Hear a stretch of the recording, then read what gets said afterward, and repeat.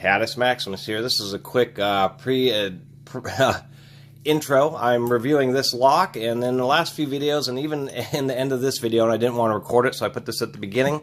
I've been recommending this Harbor Freight lock until I really started reading through the reviews and some online forums.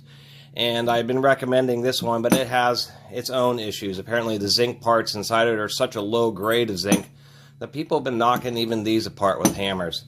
So the moral of the story is no Harbor Freight lock is worth locking up your stuff. If you really think you can spend $10 on a lock to lock up, you know, trailers and multi-$1,000 of stuff, I mean, really, why would somebody think that a $10 lock would be secure enough to do that? Don't judge a book by its cover. Anyway, on to the review.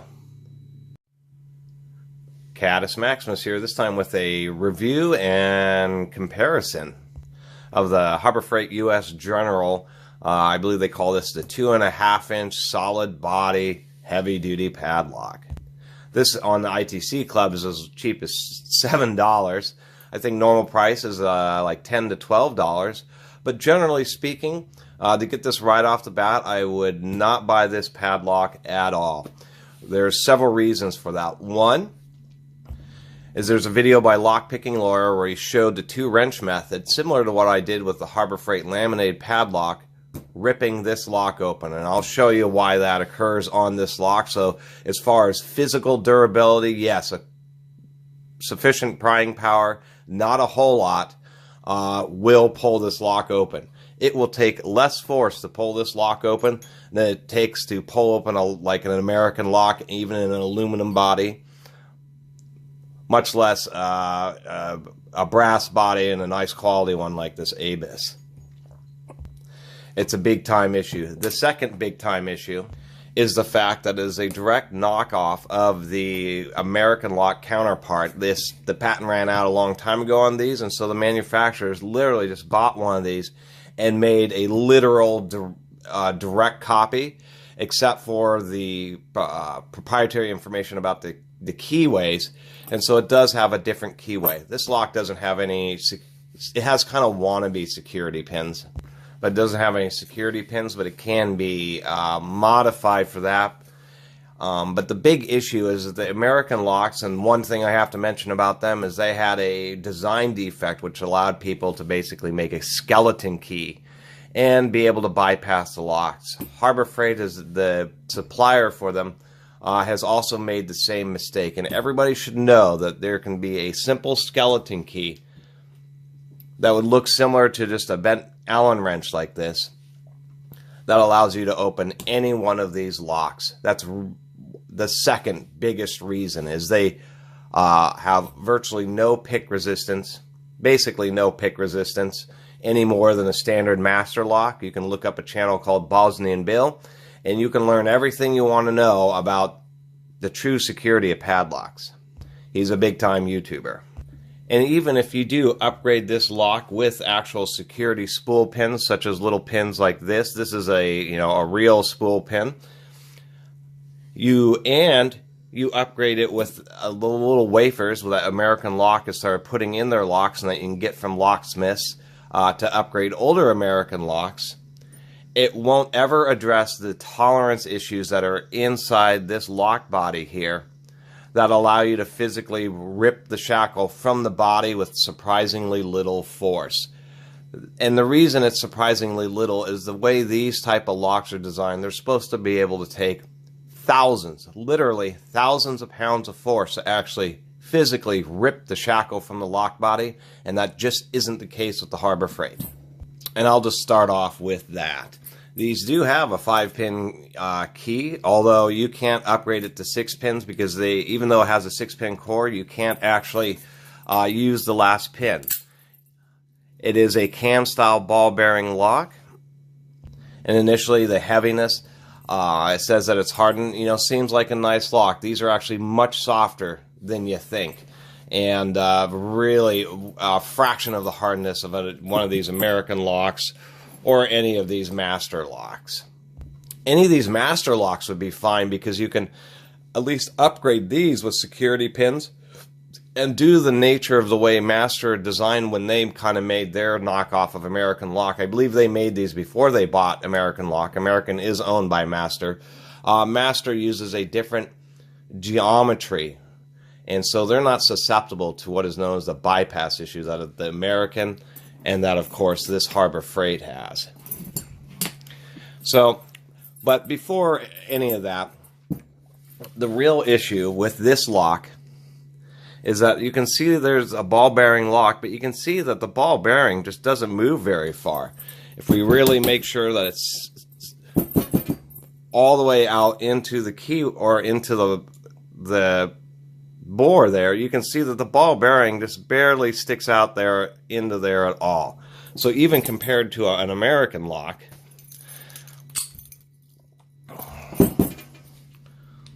we can see that on an American, if this will focus, the ball bearing actually sticks out significantly further, about 30% further. So it has much better bite. It sinks deeper into the cutout on the shackle than it does on the Harbor Freight. Meaning in order to rip the shackle out, the ball bearing has to be pushed in further, requiring more force to do so. I've done that with these couple of locks. These are just ones that I found, but I wanted to see how strong actual brass and aluminum body locks were just to physical twisting attacks. So these were ones that I had just basically destroyed. I found didn't have any keys for them. And to tell you the truth, brass and aluminum body locks are actually physically pretty tough. Yes, you can drill and hacksaw through them, but it takes a lot of work. And as far as just prying them off or ripping them apart, it's really surprising. On both of these locks, I was real surprised how tough they were. But I did, break them and then twist around the shackle in both of these locks just to see what would happen. And indeed, such as on this A-bus here, when I did that and then twisted this shackle around, you can see that even though it was a brass body and they use brass cams so they don't get locked up, it pushed the ball into the little cam there, and that caused it to jam in there. And I didn't know this, but on the A-bus you can see where it's not properly centered on one side, so that I would call that a little bit of a defect because it only made a smaller dent there, but here it just crushed in the brass. But even then it took a huge amount of force because this hardened, and it says special alloy there. You can see where even twisting it really gouged out the shackle. So it's real surprising how much force that it takes. And here's the little ball bearing, if we can find, and it just left a little scratch on it. And the same thing with this American. When I did the similar deal with the American, this was the shackle out of an aluminum body lock, a quality one, and it still had to put a huge amount of force, a lot more than I ever expected for an aluminum lock, and I was actually pretty satisfied by it. But we can see even an aluminum body lock, when I twisted the shackle around, it really gouged out the extremely hard steel of the shackle.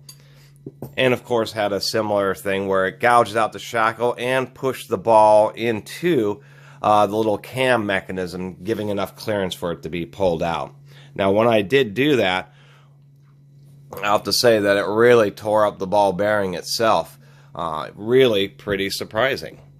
That isn't the case with the Harbor Freight. The Harbor Freight, that ball bearing, when you pull the shackle out, all it has to do is just make a small little indentation like that. That's all the clearance that it needs for the shackle to get pulled out. And it's just crazy. Now, that isn't only due to the fact that the ball bearing engages is very shallow, but it also has to do with tolerances. Now, American locks are generally pretty good, but they've never had the greatest shackle tolerances. There's a bit of play in here, but it's not too bad. There's a bit of a gap, but we can see that it's still pretty tight. We can't really get zip ties barely in there. I will admit that about these master locks, especially these older 930s, is that they have really much better drilling and shackle tolerances.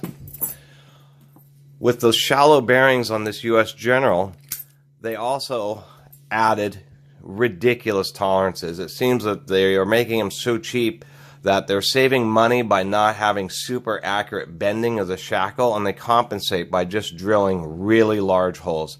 and you can see how much space there is. So not only is the ball shallow, the shackle is offset way over in the bore.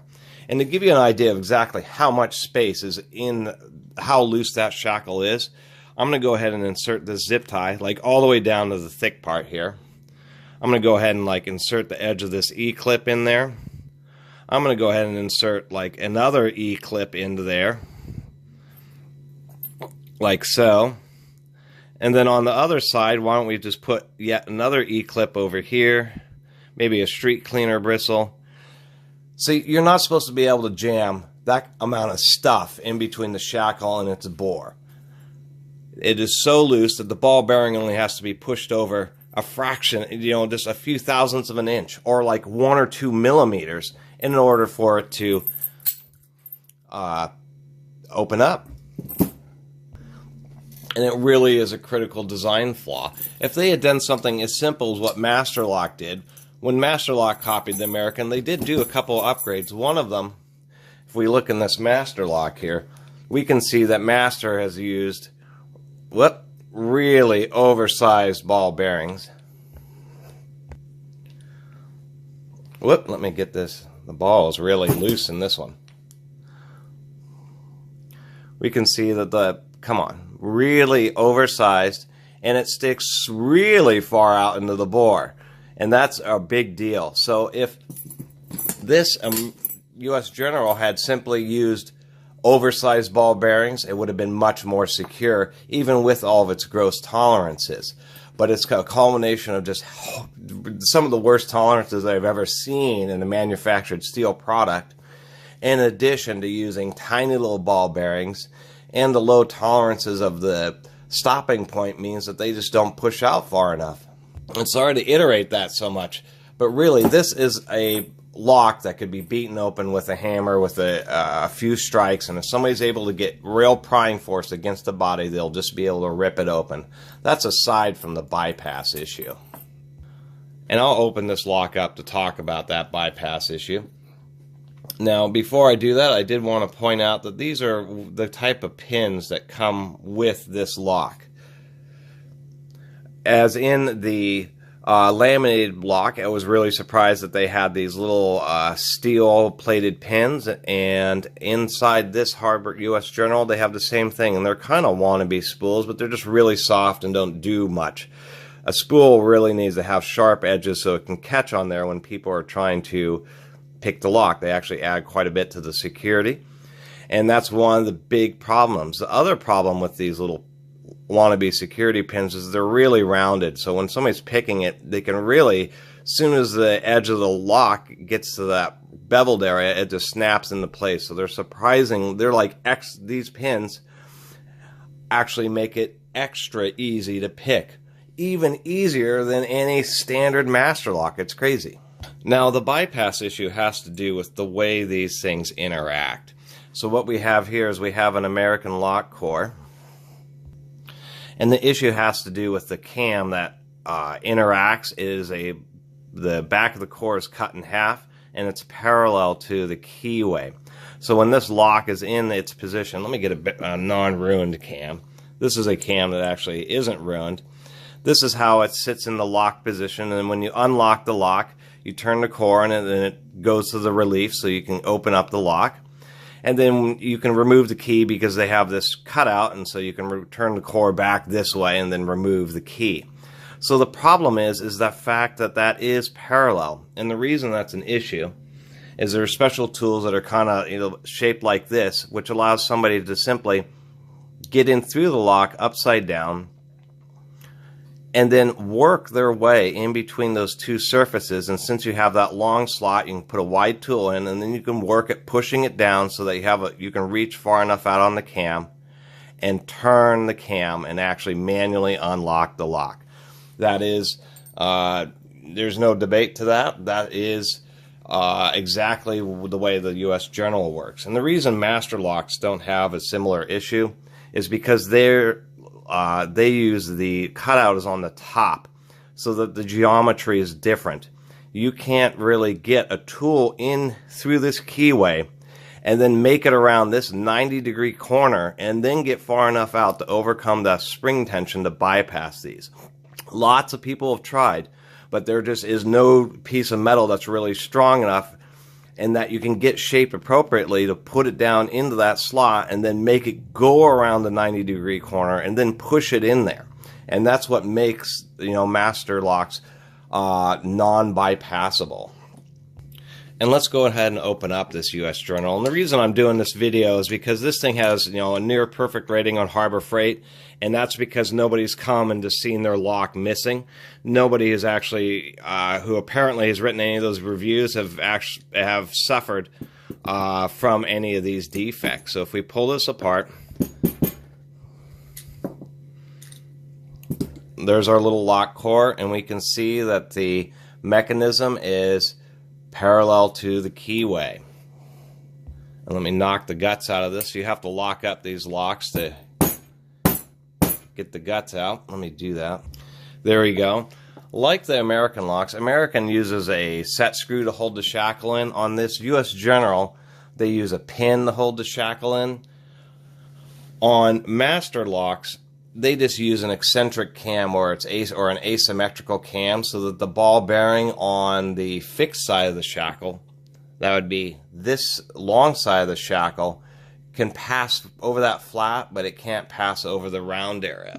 And I like that system a lot better, because then, like with one of those master locks, you can easily just undo the screw, pull it all apart, and if it's like rusty or dirty, you can completely disassemble it down to its bare parts and easily clean it.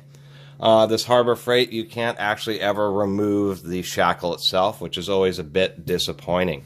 So if we take a look at the little cam in here, we can see that we suffer from the very same issue. We have the key or the keyway, it's parallel, and it just aligns right there, so anybody can use what's known as that Peterson tool, and the Bosnian build channel will tell you all about that Peterson tool. Somebody can take that tool, get it in there, work it in between the side of the lock and this little cam, be able to push it down because you have this slot to work with where you can move up and down, and bypass the lock and turn the cam. There is no doubt about that. I'm hoping one day one of those big lock YouTubers like Bosnian Bill or Lock Picking Lawyer will actually just make a video on it to bring more awareness. The solution that American had for that particular issue, let me get those lock parts here, and not all American locks have these. American has been inconsistent. This big American lock, which I believe was made quite recently, there's the date code on it, did not have one of these special wafers, and that's all it is. This is the special wafer to deal with that. And how that works on an American lock is this thing just goes right there just to block off that area of the keyway, so you can't push a little metal bypass tool through it. And so part of this video is to see if maybe this little wafer will work on the Harbor Freight. It does appear to fit on the back of the Harbor Freight here. Unfortunately, it's a little bit too large for the Harbor Freight, but it still restricts it reasonably well. So you could possibly use one of these American lock wafers on this Harbor Freight lock to attempt to prevent the bypass, but it just doesn't fit, perfectly. But even if you do that, it's totally irrelevant because of just the incredibly bad tolerances of the lock shackle and the lock body. It is just crazy how much space. If I push that over, there's just, you can see that it is so far over. There's so much space in there that the ball bearing just barely is gripping onto just the very tip of this shackle. So really, you can't buy a lock like that. You can't buy a lock that's off the shelf that anybody knows that they can just get a Peterson tool and unlock it. Probably faster than you can use a key. And secondly, not a lock that you can actually pull open or pry open with a fairly minimal amount of force. As much as you may think that's a good lock, it's not. And anybody who does any research or actually tries, and apparently it just hasn't happened often enough, will easily get past what appears to be a quite imposing lock. And once again, I'll have to say that these Harbor Freight little mini U-locks are still the best lock that they have. They're much more pick resistant because of the disc detainer core, because they require special skills and tools. This shackle is huge at 14 millimeters. It's not as hard as steel, I'm sure, as even this US General, but it is so much more oversized. It has much larger locking dogs. Even though they're cast zinc, they're like a 1/4 inch thick. They're hugely thick. This lock, I am sure, would handle far more abuse and exponentially more pressure to break than this US General. The only Achilles heel to this Harbor Freight lock is all these internal components in it are cast zinc. And I'll do a real fast, like 5-minute review of this lock, and that will finish my Harbor Freight lock series. Anyway, I just wanted to provide some detail on this padlock and to help prevent people from having a false sense of security with this Harbor Freight lock, realizing that just off the shelf it can just be bypassed without any issue, using already established and easily able to order tools, and the fact that it has such terrible tolerances with the bearings and the cam locking mechanism that it actually doesn't provide the security that a cam lock mechanism is supposed to provide. And even versus the American locks, in this situation, over the American, I'd actually recommend one of these master locks and then go to a locksmith and get some of the security pins. And to learn more about assembling locks and stuff, I will do one video of the modifications I made to this one and showing the pins and stuff that I put into it. But I'm not, a lock channel. Bosnian Bill is. Take a look at his channel and you'll be able to learn everything you wanted to learn about locks. I was quite ignorant about locks and discovered his channel just a few months ago, and really opened my eyes. Now I have done some modifications to this lock where it is seriously heavy duty now. I did things such as put steel pins in this cam so that I can't have an issue where even if it's ripped apart, the ball bearing can't press into the cam. It will have to rip and stretch the lock body or break the shackle on this lock, as well as the upgrades I did for security pins. And then knowing that the geometry inside a master lock can't be bypassed, so you never have to worry about whether or not it has any of these locks have their special, ridiculous little wafers. Anyway, it's a long review, but there were just all these comments about this lock, military grade and all that stuff. I thought and this isn't a criticism of those people, they just don't know. Most people really just take locks for face value, and you really can't. It's just like saying that a Yugo or something is a really reliable automobile just because it seems to start up and drive. That has nothing to do with how long it will do that or how good it really is. And when it comes to, buying big locks, you're probably buying this to secure some kind of significantly valuable property. And you're basically being cheated. Somebody is going to have something nice, a trailer, locked up with one of these and come back, and they're just going to have a lock sitting on the ground that looks like it's been pulled open. And it turns out that all they had to use was a couple of wrenches or a couple pieces of rebar to pry them open. Or just a Allen wrench that they modified a little bit and sanded down the end to bypass it. So in short, do yourself a favor, don't buy one of these locks.